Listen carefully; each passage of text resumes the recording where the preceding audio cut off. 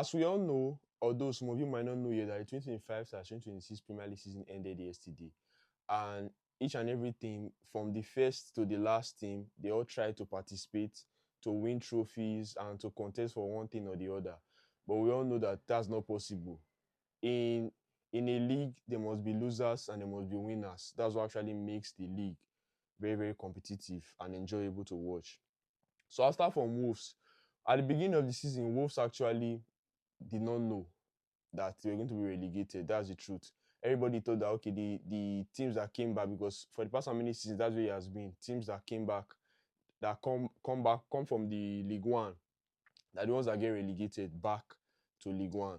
But Wolves got relegated this season. Burnley came back. We knew that they were going to be relegated. West Ham, with all the players that West Ham signed, nobody ever expected that West Ham was going to be relegated. They signed players like Somerville, brought in capable players. They still have capable players as well.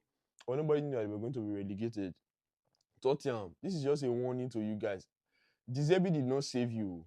De Zerbi did not save you. I will make a special video for Tottenham, but De Zerbi did not save you. Just know that this is 2 seasons in a row now that you are finishing ahead of relegation, 17th. So if you don't take your time next season again, you will come back to this spot and you'll be fighting for relegation. You guys need to sign players that actually are not injury prone, because that's the problem with Tottenham now. They are signing injury prone players, and the players will miss out. Their main players will miss out on the whole season. So that's their problem.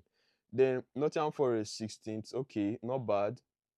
Crystal Palace currently in. They finished 16th, but they are currently in. They won the FA Cup last season. They are currently in the Conference League final. Not a bad season for them at all. If they can go ahead to win the Conference League final, that's not a bad season for them. Then Leeds, they came back from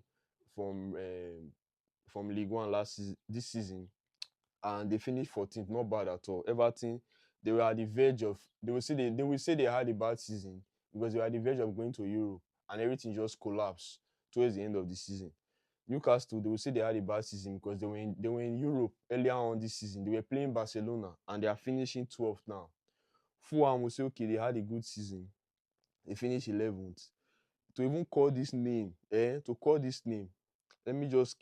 me honestly skip this Chelsea because they are not serious with their life. Brentford, they will say their season, fine. Brentford was one of the teams that everybody thought they were going to be relegated when Thomas Frank left, when they sold Mbeumo, when they let go of quality players and they let go of their top manager. But how Brentford still tried to sneak into ninth and we're at the verge of going to Europe, but everything just collapsed during the final day yesterday.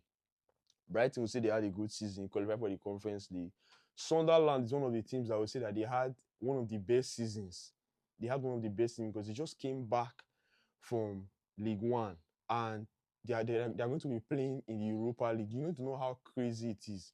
But they deserve it because they actually invested a lot in the club when they came back. Bournemouth, this one, they will say they had the best season ever because after selling their top players, they sold their left back Kekes, they sold Dean Hussein, they sold a lot of players this season, and this is where they are.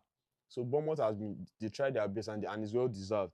Liverpool will say they had a very, very bad season because they spent a whole lot of money, close to 500M in the transfer market, and this is where they finished. They even struggle to even finish in this UCL sport. Aston Villa, you'll see they had a very, very marvelous season because they've won the Europa League now and they still qualified for the Champions League in top 4. So they'll say they had a very, very good season. United, excellent season. Although they didn't win anything, but we all know United, they will press our neck with this Bruno Fernandes award that he has won. But Man United, Carrick has been excellent. Carrick saved the club from Ruben Amorim. Ruben Amorim was taking the club to the grave, but Carrick saved them.